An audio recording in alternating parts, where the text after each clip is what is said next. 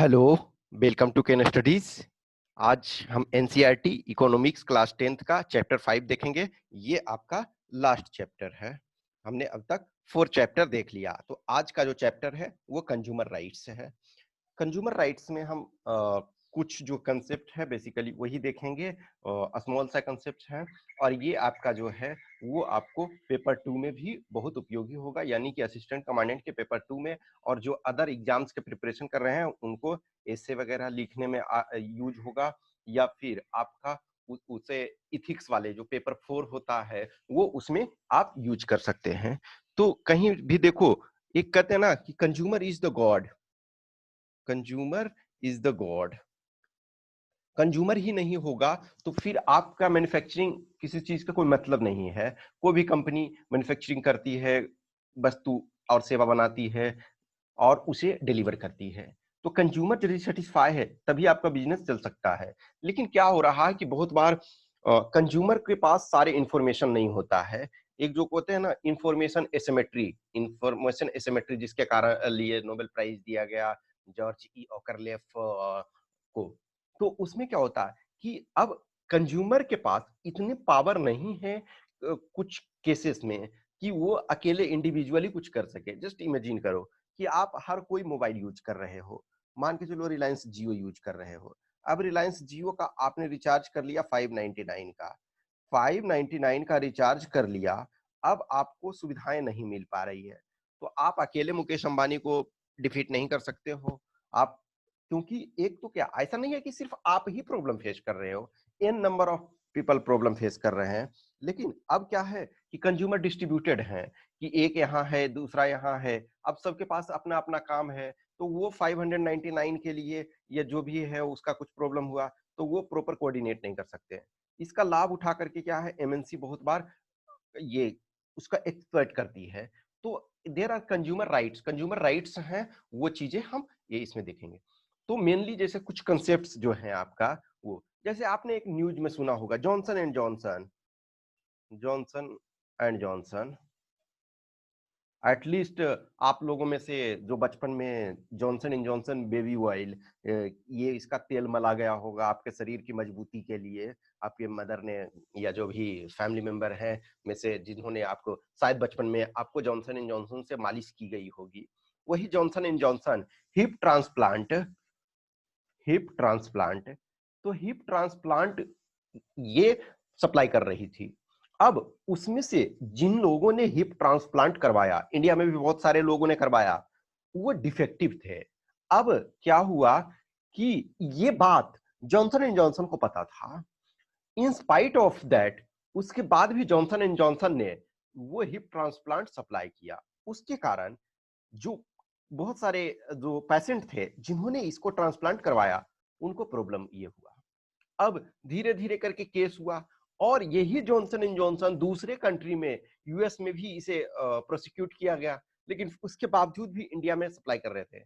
But finally उनको consumer forum में गए, फिर उसके बाद कोर्ट में केस गया, तो फिर कुछ कंपनसेशन मिले।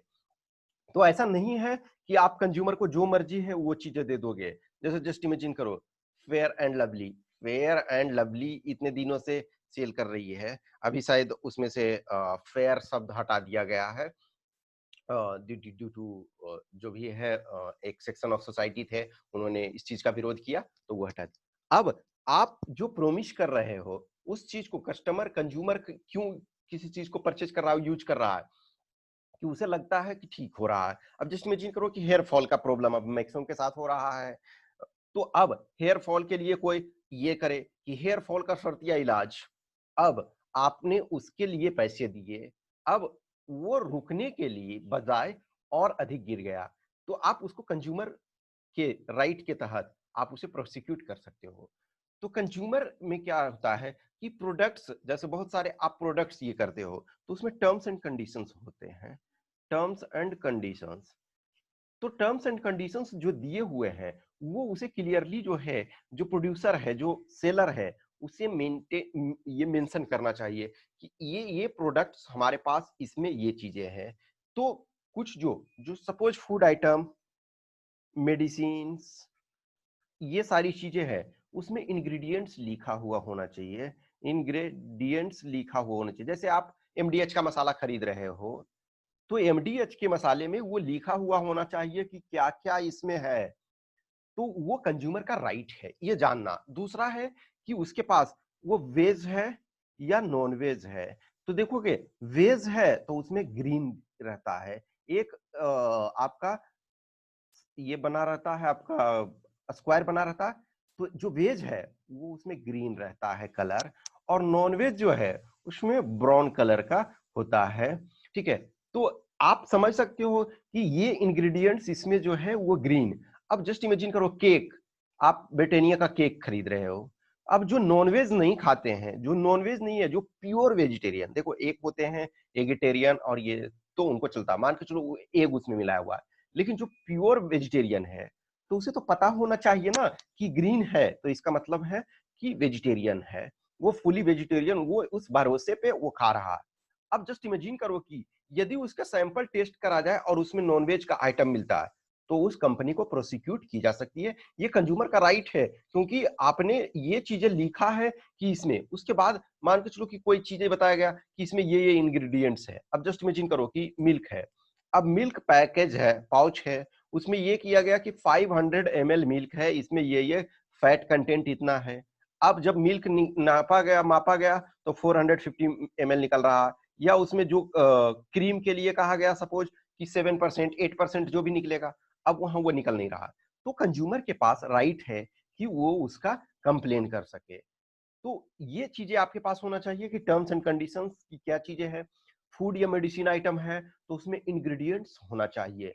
वेज और नॉन वेज का जिक्र होना चाहिए कि इसमें वेजिटेरियन के यूज के लिए है, ये नॉन वेजिटेरियन के लिए यूज है। फिर उसके बाद उसमें एमआरपी लिखा हुआ होना चाहिए, यानी कि maximum retail price, maximum retail price, यानी कि अधिकतम खुदरा मूल्य, उससे अधिक पे नहीं बेचा जा सकता है। हाँ, कंज्यूमर है, उसे बार्गेनिंग करके उस पे डिस्काउंट ले सकता है। जैसे आप मार्केट में जाते हो, तो बहुत बार क्या होता है ना कि मेडिसिन वगैरह एक ऐसा चीज है कि उसमें आपको एमआरपी पे देता है। इनफैक्ट देखोगे समटाइम क्या होता है कि एमआरपी आपका 16.49 है, तो एक्चुअल लेना चाहिए 16 लेना चाहिए, लेकिन वो 17 कर देता है। तो कहीं ना कहीं ये चीजें होनी चाहिए कि एमआरपी से अधिक नहीं लिया जाना चाहिए, एमआरपी से बिलो आप। और इनफैक्ट वही, यदि आपकी जान पहचान का दुकानदार है, शॉपकीपर है, तो you can bargain with him और हर, तो वो आप कर सकते हो। तो उस पर एमआरपी होना चाहिए और एमआरपी से अधिक चार्ज नहीं किए जाने चाहिए। फिर उसके बाद एक्सपायरी डेट होना चाहिए। आप फूड आइटम्स या सारी चीजों में, जैसे टूथपेस्ट लेते हो, आप शेविंग क्रीम लेते हो, आप फेयरनेस क्रीम लेते हो, या आप सॉप लेते हो, डिटर्जेंट लेते हो, तो उसमें जो एक्सपायरी डेट लिखा हुआ रहता है। अब एक्सपायरी डेट का चीजें नहीं बिकना चाहिए। फूड आइटम सपोज आपने एक्सपायरी डेट का कंज्यूम कर लिया, तो आपका तबीयत खराब हो सकता है। मेडिसिन आपने एक्सपायरी डेट का ले लिया, तो उसका प्रॉब्लम हो सकता है। तो ये एमआरपी उस पे लिखा हुआ होना चाहिए, और एमआरपी से अधिक चार्ज नहीं किया जाना चाहिए। एक्सपायरी डेट लिखा हुआ होना चाहिए, एक्सपायरी डेट के बाद उसे सेल नहीं किया जाना चाहिए। यदि ये किया जाता है तो आप उसको कंज्यूमर फोरम में उसकी शिकायत कर सकते हो। अब शिकायत कहाँ की जाएगी? तो उसके लिए कंज्यूमर फोरम होते हैं। कंज्यूमर फोरम, कंज्यूमर फोरम में 3 लेवल, एक होते हैं डिस्ट्रिक्ट लेवल। डिस्ट्रिक्ट लेवल पे कंज्यूमर फोरम होते हैं। तो डिस्ट्रिक्ट लेवल का जो कंज्यूमर फोरम होगा, वो आपका क्या करेगा कि ये वो अप टू 20 लाख तक, अप टू 20 लाख तक का केस को वो डील करेगा। अब एक यहां से यदि समझौता नहीं हो पाया, तो आपका स्टेट कंज्यूमर फोरम होगा। तो वो 20 लाख से अधिक और अप टू 1 करोड़ तक के केस को डील करेगा। नेशनल जो है, नेशनल का मतलब है वो आपका 1 करोड़ से अधिक का ये करेगा।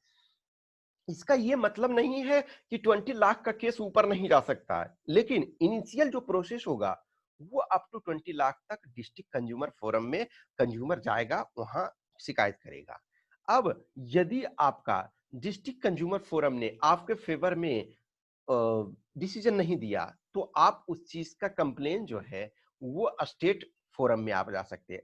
स्टेट फोरम से भी सेटिस्फाई नहीं हुए तो आप जो है नेशनल लेवल के फोरम में जा सकते हैं। जैसे सेम एग्जांपल कि इंडिया में यूनिफाइड जुडिशियरी है, तो नॉर्मली क्या है, आप लोअर कोर्ट में अपील, ये लोअर कोर्ट में केस को चलेगा, वहां से आप सेटिस्फाई नहीं हुए तो आप हाई कोर्ट में जाएंगे, हाई कोर्ट से भी सेटिस्फाई नहीं हुए तो सुप्रीम कोर्ट में, सुप्रीम कोर्ट के इनिशियल जजमेंट से नहीं तो रिव्यू पिटीशन डालेंगे, उसके बाद क्यूरेटिव पिटीशन डालेंगे, ये सारी, फिर मर्सी पिटीशन, तो ये सारी चीजें प्रोसेस होता है। तो सेम चीजें यहाँ ये होता है।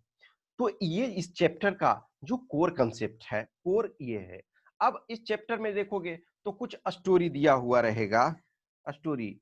तो अब एक है रेजी मैथ्यू का स्टोरी दिया हुआ होगा, रेजी मैथ्यू।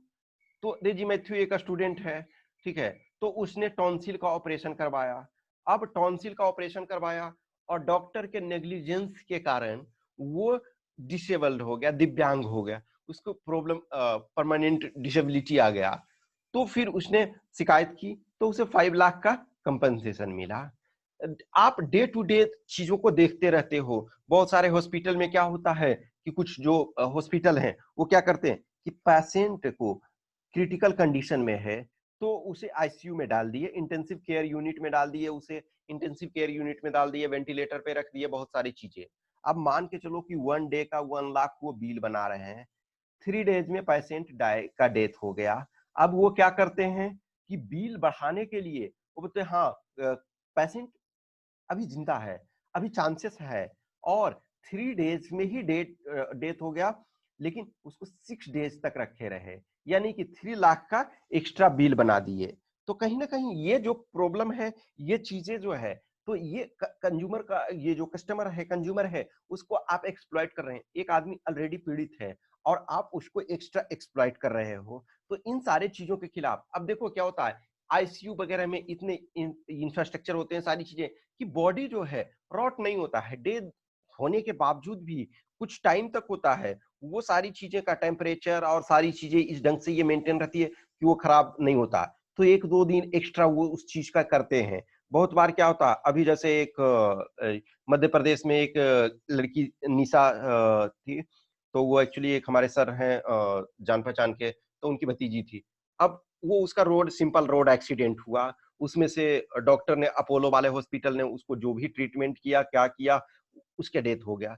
तो कहीं ना कहीं उसके लिए एक मूवमेंट चल रहा था, कि अभी भी चल रहा है, कि अभी रिसेंट की घटना है, तो कि उसको न्याय मिलना चाहिए। अब एक सिंपल एक्सीडेंट हुआ, आपने उसको एक यंग गर्ल है 20-23 ईयर्स की, अब उसका जान चला गया, तो कहीं ना कहीं ये नेग्लिजेंस। तो कंज्यूमर के पास राइट है कि आप कुछ भी चीजें हम कर रहे हैं तो हमारा कुछ राइट होना चाहिए ना। अब हमने कुछ चीजें खरीदी, जस्ट इमेजिन करो कि किसी ने एक कार खरीदा, अब 20 लाख का कार खरीदा, तो वो 20 लाख का कार अपने यूज के लिए खरीदा है, उससे सुविधाएं उससे हो, उसका एडवांटेज उसको मिले, इस वजह से खरीदा है, न कि उसका जान चला जाए। अब देखोगे कि समटाइम ये हुआ कि फोर्ड मोटर ने कार बनाया। अब वो फोर्ड मोटर के कार में प्रॉब्लम हुआ, आप मार्केटिंग वगैरह में ये केस स्टडी वगैरह हम लोग को पढ़ना था कि फोर्ड मोटर के कार में प्रॉब्लम था। अब कुछ लोगों ने शिकायत की, फोर्ड मोटर को भी ये पता था कि हमारे पास प्रॉब्लम है। अब उसने सोचा कि हम, मान के चलो कि कुछ एक्सीडेंट होते हैं, सपोज 1000 एक्सीडेंट होते हैं, तो हमें इतने डॉलर देने पड़ रहे हैं, सपोज $10,000 देने पड़ रहे हैं, तो इतने कॉस्ट आते हैं। अब यदि हम इसको ठीक कराते हैं तो उससे 3 टाइम्स कॉस्ट आ रहा है। तो इट्स बेटर है कि हम उसको ठीक ना कराएं सारे गाड़ियों को, और उसे ऐसे ही छोड़ दें, और जो लोग हैं वो कंपनसेशन उन्हें दे दिया जाए।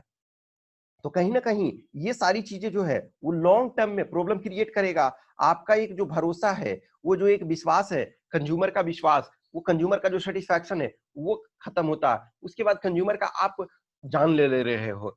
तो सारी चीजें जो होती है कि वहां इस टाइप की चीजों को ध्यान रखा जाना चाहिए। तो ये हमारे कंज्यूमर राइट्स में कुछ चीजें जो मेन कोर कंसेप्ट है वो ये था। आप चैप्टर को पढ़ेंगे, इसमें हम चैप्टर डिस्क्राइब नहीं कर रहे हैं चैप्टर में जाकर के, क्योंकि चैप्टर में बहुत सारी स्टोरी बेस्ड है। तो जो मेन कोर कंसेप्ट था ये हमने आपको समझा दिया। तो ये क्लास 10th तक का, 9th और 10th ये आपका समाप्त हो गया। 11th और 12th का हम कुछ गैप के बाद देखेंगे। अभी जो हम बीच में हिस्ट्री वाला चला रहे थे, वो अब हिस्ट्री वाला थोड़ा-सा पार्ट हिस्ट्री का हमने एंशिएंट कवर कर लिया था, मेडाइवल में हमने 1 चैप्टर किया था। तो अब हम हिस्ट्री वाला पहले कर लेते हैं और फिर देखते हैं या फिर पैरेलली हम साइंस का। तो साइंस का जो है हम क्लास 6 से स्टार्ट करेंगे। क्लास 6 से ही तो देखो शायद ये पैरेलली हम हिस्ट्री और साइंस दोनों स्टार्ट करें ताकि आपका जल्द से जल्द ये कवर हो सके। I hope you enjoy this session.